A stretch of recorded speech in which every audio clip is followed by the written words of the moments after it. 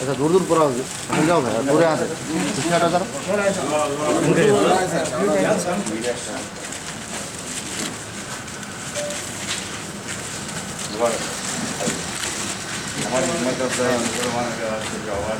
नहीं साहब हमारी फर्ज अदा करना है तो फर्ज अदा करना है अगर आप देख सकते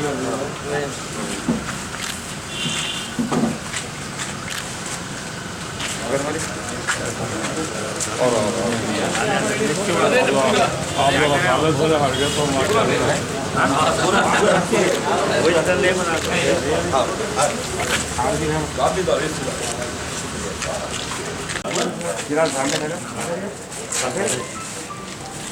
हाँ मोहित सर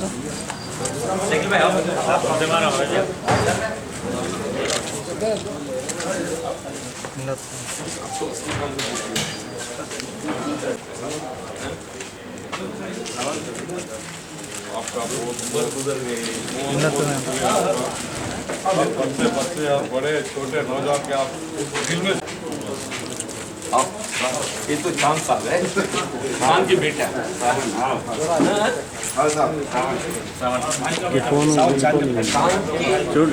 बेटा हसन भाई होटल दानिश और आपको तो चांद की तरफ से पहचान सकता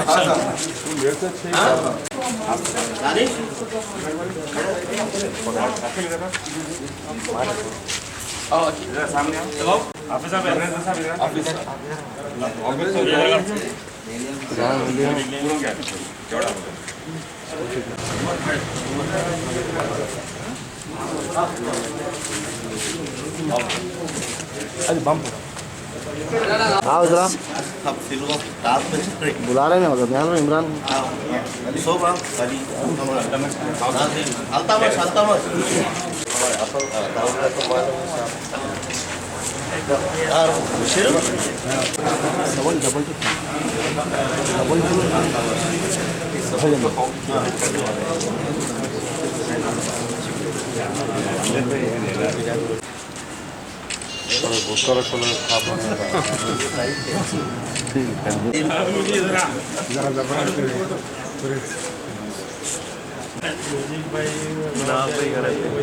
वो देखो फ्रांस क्या याद दिला रही इनके लिए से फोटो हमें सुबह में ले लियो आगे फोटो ले लेना व्हाट्सएप पे आके माता गुरु होते हैं ऑटो चला रहे बहुत बड़ी बात है भाई रोजगार के वास्ते माता गुरु भी 3-4 दिन पहले से हमारे तेलंगाना काउंसिल के अंदर में हमारे कायद जनाब टी जीवन रेड्डी साहब MLC जगतियाल ने पूरे मुसलमान तेलंगाना की तरफ से जो नुमाइंदगी करे, जो हर तबके के अंदर मुसलमान पीछे होते जा रहे थे, उसके ऊपर जो तारीख़ी बयान दिए हैं तो हुकूमत की धज्जियाँ उड़ गए, बहुत सारे मामले में पर्दाफाश हो गया। तो हम इस मसरत के मौके पर ऐसे कायद की हिम्मत अफजाई के लिए मुसलमाना ने जगतियाल ने उनकी शाल पोशी गुलपोशी करने के लिए आए हैं। सिर्फ यही मकसद था और कोई नहीं। हम चाहते हैं कि हमारे मसाइल काउंसिल के अंदर ऐवान के अंदर ऐसे ही हर कायद अगर उठाए तो वो दूर नहीं है कि हमारे तमाम मसाइल हल हो जाएंगे इंशाअल्लाह। मुझे जो मौका दिया गया हमारे कायद टी जीवन रेड्डी साहब की मौजूदगी में, हम उनके मशकूर हैं कि आपने हमेशा मुसलमानों की कास के लिए, हिम्मत अफजाई के लिए आप आगे आगे रहे। हुकूमत है या हुकूमत नहीं है, उस वक्त भी आप जो हमारे साथ शाना बशाना शामिल है। आपके तरफ से हमारी बहुत सी कौमें तरक्की हुई, scholarship, fees reimbursement, BC hostels, 4% reservations में जो आप कोशिशें करके जो दिलाए, तो हमारे नौजवान बच्चे तो 37% हमारे पोस्ट ग्रेजुएट हुए, 45% हमारे जो है ख़वातीन को जो है इसमें हिसाब तरक्की में मिला। वो तरक्की हमारी रुक गई, उसकी वजह से हम भी आपसे नुमाइंदगी करें।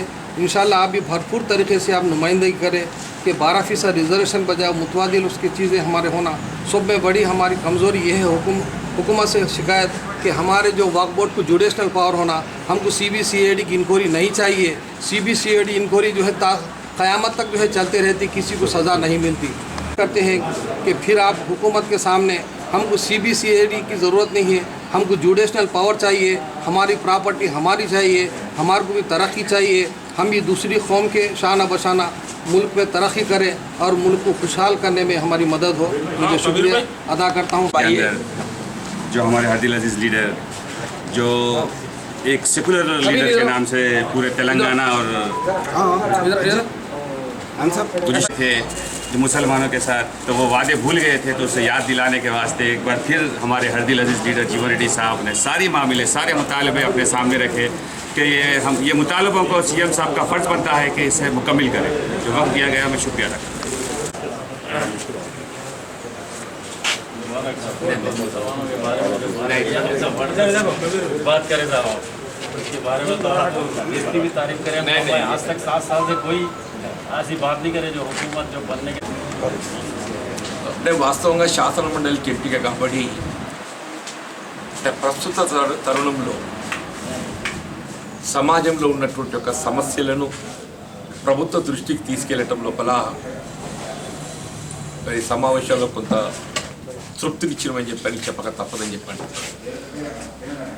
ముఖ్యంగా నిరుద్యోగ యువత ఈ తెలంగాణ రాష్ట్ర ఏర్పాటుతోని ఇవాళ నిరుద్యోగ యువతకు ఉద్యోగ ఉపాధి అవకాశాలు మెరుగవుతామని చెప్పి భావించడము, ఇలా రాష్ట్ర ప్రభుత్వం ఐటీ సాఫ్ట్వేర్ రంగాన ఎంత పురోభివృద్ధి సాధించడమని చెప్పి భావించినప్పటికీ అందులో తెలంగాణ యువత మరి శాతం అంటే ఉద్యోగ అవకాశాలు కల్పింపబడటం అది 25% లోబడి ఉండటం నిజంగా ఒక విధంగా దృష్టికరం అని చెప్పక తప్పదంటుంది. అందులో మైనారిటీకి సంబంధించి ఇట్స్ నాట్ ఈవెన్ 1%. వాస్తవంగా తెలంగాణ రాష్ట్రం ఏర్పాటు కాబట్టడమే నిరుద్యోగ యువతకు ఉద్యోగ ఉపాధి అవకాశాలని చెప్పండి.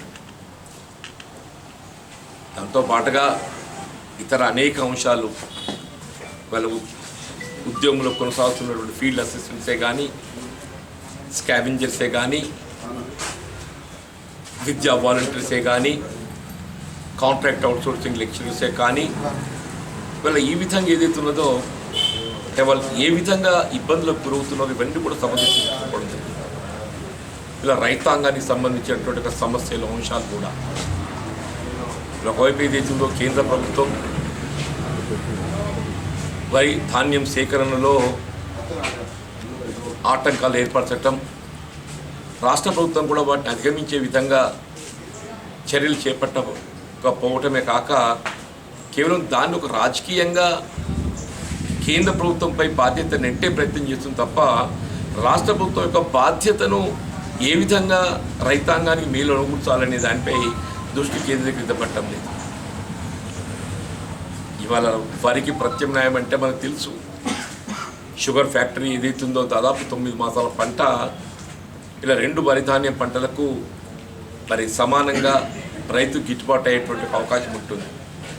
అటువంటి షుగర్ ఫ్యాక్టరీ పునః ప్రారంభం చేయగలిగినట్టయితే ఇటు జగిత్యాల జిల్లాతో పాటుగా ఇటు నిజామాబాద్ బోధన ప్రాంతమే కానీ, మెదక్ ముంబూచిపల్లి కానీ ప్రాంత రైతాంగానికి మేలు అనుకూర్చే విధంగా ఉంటుందని కూడా మరి ప్రభుత్వ దృష్టికి తీసుకెళ్ళడం జరిగింది.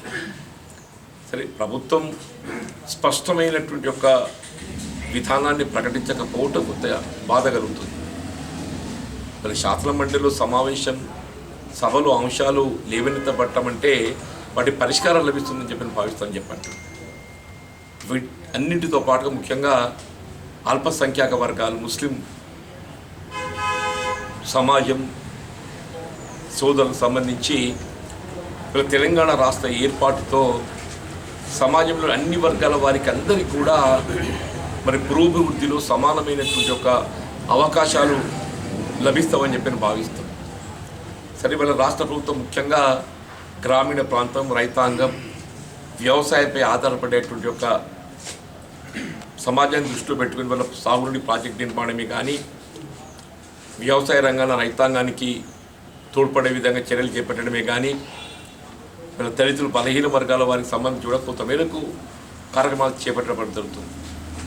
కానీ దురదృష్టం ఏంటంటే వీళ్ళ అల్పసంఖ్యాక వర్గాల ముస్లిం సమాజానికి సంబంధించి వాళ్ళ గ్రామీణ ప్రాంతంలో ఏ విధమైనటువంటి ఉపాధి పొందే అవకాశం లేక పట్టణాలకు వలస రావటం, పట్టణాలలో స్థిరపడటం మనం గమనిస్తున్నాం చెప్పంటాం.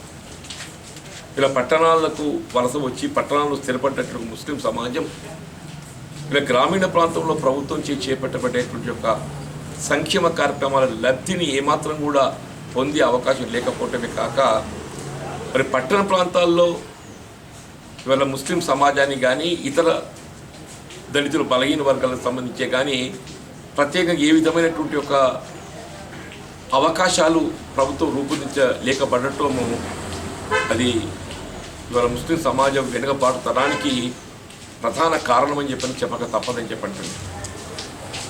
ఇవాళ 12% రిజర్వేషన్ వాస్తవంగా ఆనాడు ఉమ్మడి రాష్ట్రంలో కాంగ్రెస్ ప్రభుత్వం టైంలో ఏదో వైఎస్ రాజశేఖర రెడ్డి గారు 4% రిజర్వేషన్ అమలు చేయాలని తలపెట్టిండ్రో ఇలా 4% రిజర్వేషన్తో మాత్రమే కొంతమేరకు విద్యా ఉద్యోగాలలో అవకాశం పొందడం జరుగుతుంది. ఇలా 12% రిజర్వేషన్ కల్పించాలని భావించినప్పటికీ కేంద్ర ప్రభుత్వం నుండి ఆశించిన సహకారం లభించకపోవడంతో అమలు చేయలేకపోతున్నామని చెప్పి పేర్కొనేటువంటి రాష్ట్ర ప్రభుత్వం ఇలా రిజర్వేషన్ అమలు చేయటం వీళ్ళ కేంద్ర ప్రభుత్వం సహకారం లభించకపోవడంతో మీరు అమలు చేయలేకపోతున్నామని చెప్పంటారు. కానీ బడ్జెట్లో 12% వాళ్ళ నిధులు కేటాయింపు చేయడం అనేది ఇది ప్రభుత్వం చేత ఉంది, రాష్ట్ర ప్రభుత్వం చేత ఉందని చెప్పంటారు. हकीकत में तो अब 12% रिजर्वेशन अमल में लाना रियासत हुकूमत की हाथ में नहीं रहे तो भी बजट एलोकेशन तो ये तो हुकूमत की हाथ की बात है. आपकी बजट आप 2 लाख करोड़ की बजट है, सब 2 लाख करोड़ की बजट है.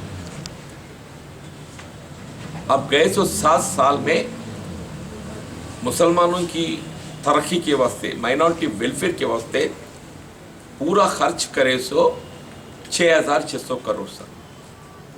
6,600 करोड़ बोले तो समझो 7 साल में हर साल 1,000 करोड़ से ज़्यादा खर्च नहीं कर सके. 1,000 करोड़ से ज़्यादा नहीं खर्च कर सके. हालांकि हुकूमत की बजट 1 लाख के ऊपर है, 1 लाख के ऊपर है, मतलब 1 लाख करोड़ के ऊपर है, 1 लाख करोड़ के ऊपर है. अगर वो 1 लाख करोड़ में 1% बोले तो भी क्या हो सकता हो जी. अब हर 10 करोड़ होता, 10,000 करोड़ होता. हाँ 10,000 करोड़ होता, 10,000 करोड़. पर यहाँ पे क्या हो रहे हैं, 1,000 करोड़ भी नहीं हो सक रहे, 1% भी नहीं नए अमल खर्च नहीं कर सक रहे. हालांकि मुसलमानों की पॉपुलेशन 15% के ऊपर है सर. अगर वो क्रिश्चियन पॉपुलेशन से मिलाए तो 20% तक होता, पर बजट 1% भी खर्च नहीं हो सक रहा. अब ये तो हुकूमत की हाथ की बात है साहब. अब शादी मुबारक है, अच्छी चीज़ है, मगर शादी मुबारक कल्याण लक्ष्मी जो है ये तो हर गरीब को मिल रही है, ये तो हर बिलो पॉवर्टी लाइन ये हमारे जैसे लोगों को भी मिल रहे हैं सर. उसमें कोई खासियत नहीं है. अब पूरा ये जो मैं बोला हूँ 6,600 करोड़ बजट में तकरीबन 4,000 करोड़ के ऊपर, मैं हिसाब निकाला हूँ, 4,000 करोड़ के ऊपर सिर्फ शादी मुबारक और माइनॉरिटीज को सेल्फ एम्प्लॉयमेंट के वास्ते रखो. आप इसको माइनॉरिटी सब प्लान बोलते, क्या बोलते बोलो. जैसे एससी सब प्लान कायम करे वैसे माइनॉरिटी सब प्लान बोलना है तो बोलो, या नहीं तो बजट तो एलोकेट करो. तब भी मुसलमानों को या ईसाइयों को, माइनॉरिटी को कुछ इंसाफ हो सकते बोल के मैं बोलना चाहता हूँ. इसके वास्ते आप आपके कौम में आपके बुजुर्गों के सामने आप ऐसी वक्त कहीं पूरा ये नॉन पॉलिटिकल डिस्कशन हो सर. ये तो नॉन पॉलिटिकल डिस्कशन हो, नॉन पॉलिटिकल डिस्कशन करके ये मुसलमानों की तरक्की के वास्ते हुकूमत क्या करना चाहिए. ये तो रमज़ान ईद को खाना खिलाना, कि एक वक्त की रोटी से सुधरने की काम नहीं है सर. एक वक्त की रोटी से सुधरने का काम नहीं है ये 365 दिन की रोजगार से सुधरने की चीज़ है. 365 दिन रोजगार दिलाए तो ये सुधरने की चीज़ है। वैसी मसला वैसी प्रोग्राम बनाओ तभी इंसाफ हो सकता।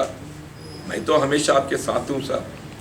आप सियासत में आप जैसा लोगों की मदद से आज मैं यहाँ तक पहुँचा हूँ तो मैं तो समझता हूँ मैं समाज में जो भी गरीब है, ये दलित समझो या वीकर सेक्शन या माइनॉरिटी, आपके हक के वास्ते मैं हमेशा आप लोगों के साथ हूँ, साथ रहूँगा बोलते ही मैं तो मेरी तरफ से अपने फ़र्ज़ अदा करूँ बोल के समझ रहा हूँ साहब। मैं तो अपनी तरफ से मैं अपने फ़र्ज़ अदा करूँ बोल के समझ रहा हूँ।